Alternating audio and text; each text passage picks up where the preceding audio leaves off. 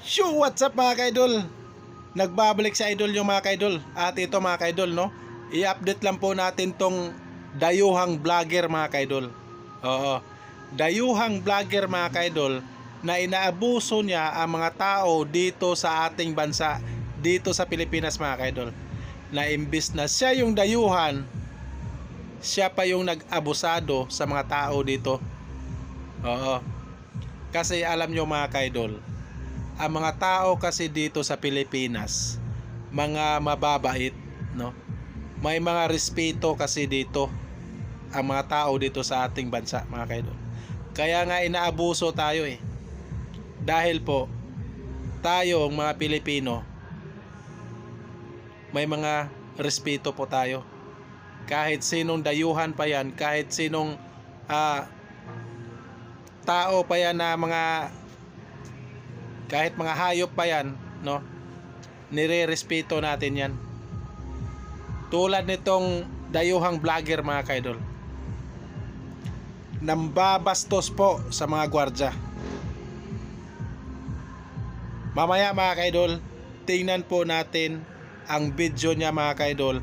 Isang Russian American vlogger mga kaidol na nanggugulo dito sa BGC mga kaidol at binastos po ang matanda mga kaidol. Binastos po niya ang matanda. Kayo na po bahala humusga mga kaidol. Mag-comment po kayo kung tama ba o mali ang ginagawa niya. Intindihin nyo ng mabuti mga kaidol bago kayo mag-comment, kasi English po siya. Intindihin nyo po ng mabuti. Oo, bago kayo mag-comment mga kaidol. Okay, sa hindi pa natin umpisahan ang video niya mga kaidol, sa hindi pa nakasubscribe sa YouTube channel ko mga kaidol, paki-subscribe na po yung YouTube channel ko mga kaidol, Banati Doy Risbaker. At pakisali na lang po yung Facebook page ko mga kaidol, Drive Thru Idol. Siyempre dito sa TikTok, magparami po tayo mga kaidol sa TikTok. Like, share, comment po tayo dito sa TikTok mga kaidol. Pakipalo na lang po sa hindi pa nakapalo sa TikTok ko mga kaidol. Pakipalo na lang po, Banati Doy. At ito na nga mga kaidol, no? Isang Russian American vlogger mga kaidol. Isang dayuhan mga kaidol na nambabastos po dito sa mga gwardya. Nambabastos sa mga gwardya. Yung gwardya mga kaidol, inagawa ng Pershing Cup, tinakbo niya, no? Yan naman sa mga martial,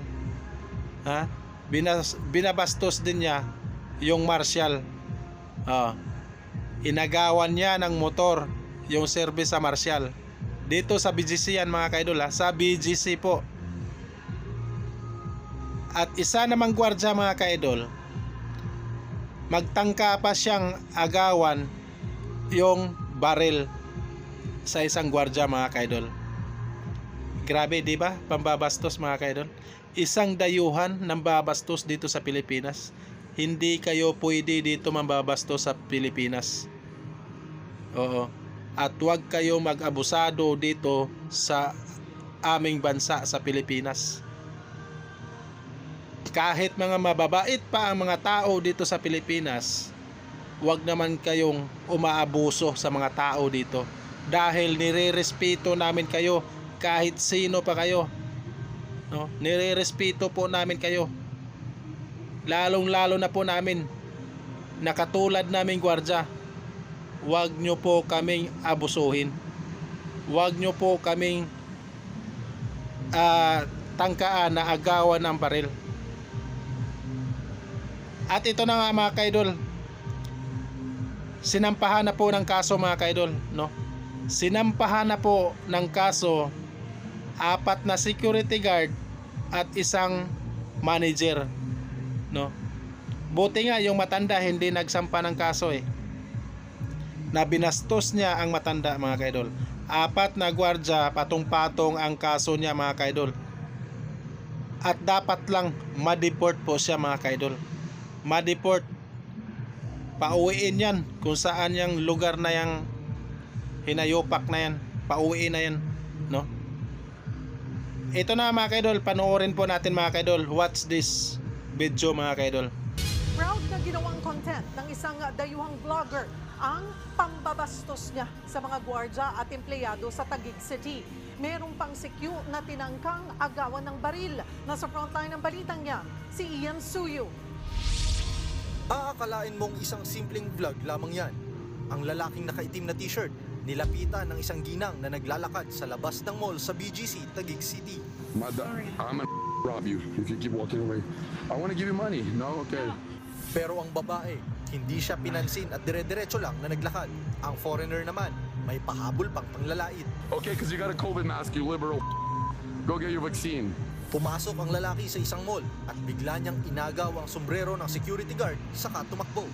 Bukod pa dyan, isa pang security guard ang kinulit ng dayuhan at nagtangkapang kunin ang baril nito. Isa namang gwardya na nasa tabing kalsada ang binastos ng vlogger. I have a very important question for you. Can I shove this up your booty? Sinakyan pa niya ang motorsiklo ng CQ. Dumaan rin siya sa isang restaurant at kinuha ang isang electric fan saka umalis.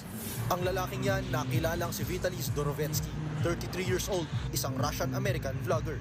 Sunod-sunod ang reklamong natanggap ng Taguig City Police mula sa pamunuan ng BGC dahil sa panggugulo ng lalaki. Parang hindi po normal yung behavior nitong vlogger na to. Kasi doon pa lang po hindi magandang biro iyon. Kasi dapat maging aware din po, lalo na sila. Bukod sa police, syempre, yung mga guard natin na yan, syempre sila din po yung nagme-maintain ng peace and order. So hindi nila alam kung ano yung next na gagawin nitong vlogger na to.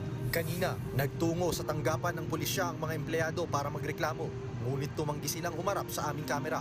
Sa kabuuan, 4 na CQ at isang store manager ang nagsampa ng patong-patong na reklamo laban sa vlogger. Kabilang dyan ang unjust vexation at theft. Nakikipagtulungan na rin daw ang mga pulis sa NBI at Bureau of Immigration. Matapos makapagreklamo ng 4 na security guard at isang store manager, sunod na hakbang na raw ng Taguig PNP ay para alamin ang kinalalagyan ng suspect na vlogger at posible raw itong maharap sa deportation. Nagbabalita mula sa frontline, Ian Suyo, News 5.